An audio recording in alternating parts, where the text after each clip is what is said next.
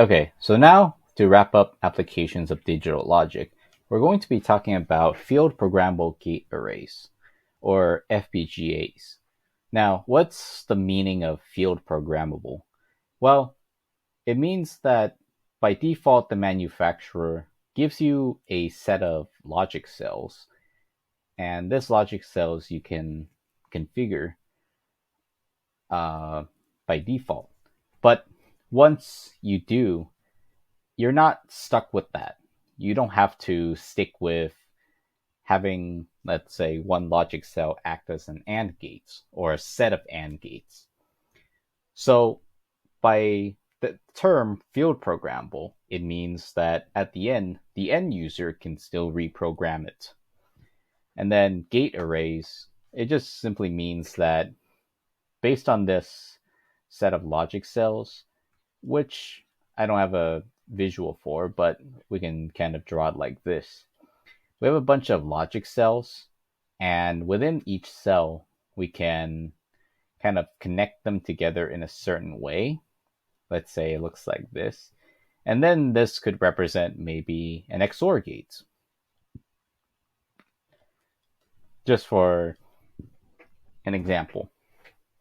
So, field programmable gate arrays are a special type of integrated circuit which we use logic cells and kind of connect them internally in specific ways to basically give us some kind of digital circuit.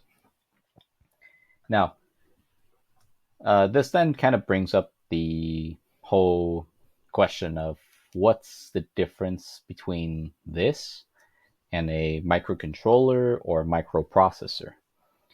So, just to kind of briefly mention about it, microcontrollers are any kind of integrated circuit units in which we can program some kind of code into it to have it do something specific. Like for example, if I wanted to let a microcontroller kind of flash an LED and on and off, I would maybe program some code that says, I don't know, blink for 1 second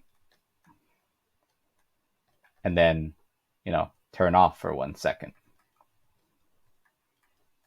And the microcontroller would be able to do that. However, if I ask the microcontroller, find the meaning to life, uh, find the facial expression that this person is conveying, it won't know how to do that. And it certainly won't be able to answer that question either about what's the meaning to life. The answer would be 42, but the microcontroller wasn't programmed to do that. And, if you don't kind of do a little bit of deep learning with it, I mean, the microcontroller won't actually know what kind of facial expression the person is conveying. They could be conveying a smile, they could be conveying frowning. I mean, we both can see that in this situation, they are conveying a smile. But to the microcontroller, we don't know that. Now, what about a microprocessor? Now, a microprocessor might be able to do it, since by definition it can perform a general set of tasks without a defined window or without a defined deadline. So, for example, you ever kind of notice that whenever you kind of open up any kind of browser, it doesn't always take maybe 10 maybe 5 or 2, 3, 5 seconds to open up that browser. Sometimes, the microprocessor might take a little longer. It might take 10 seconds, maybe 30 seconds. And in the worst case scenario, sometimes it might even take, a couple of minutes to open up a browser. So a microprocessor kind of can do a general set of tasks without a defined deadline. A microcontroller can do something really well as so long as you program it to do it. Otherwise, nothing will happen if you asked it, what's this person's expression? Now, what about an FPGA? What what's kind of the difference between this and microprocessor and microcontroller? Well, for an FPGA, you can actually turn it into a microcontroller.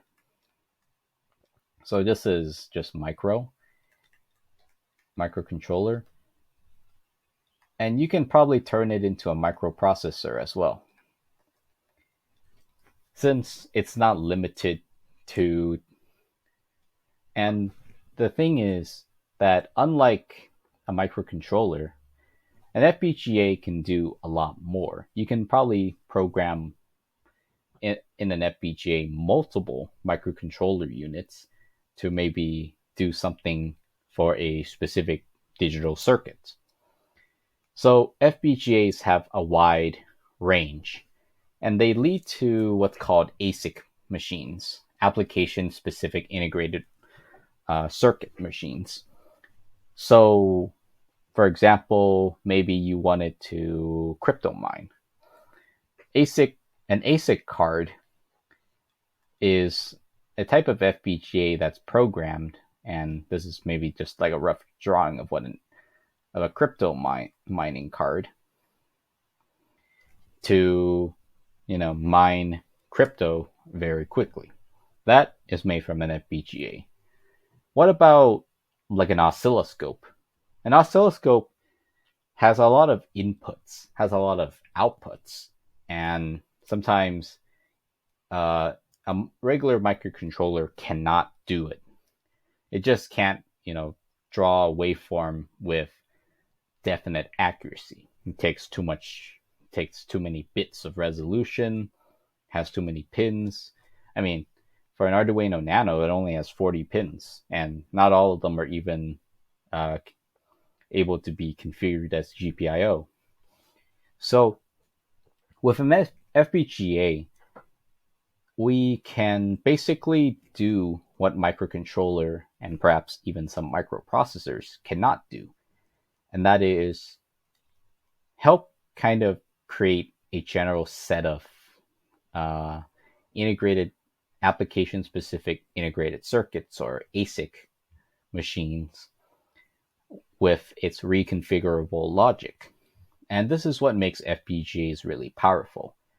However, the only drawback of FPGAs, the one that kind of pops up on the top of my head, is that because they require a lot of logic cells, they tend to be most FPGA boards are expensive. Just to kind of give you an example, the DE10 Lite already costs like $122, assuming you're not using it for academic purposes, in which case it still is kind of expensive. It's like $80, for example. So FPGAs are useful, and they are one specific application of digital logic in which we're able to kind of reconfigure logic cells to do digital circuitry.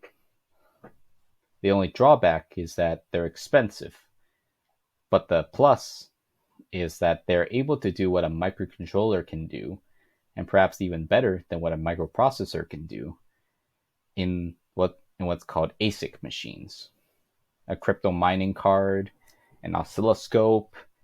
If you need to control a lot of pins if you need to control a lot of pins, but you don't have that much within a board, you use an FPGA. And that kind of concludes just our discussion about digital circuitry and digital logic. I hope you found this fairly useful and very insightful. Okay, thank you.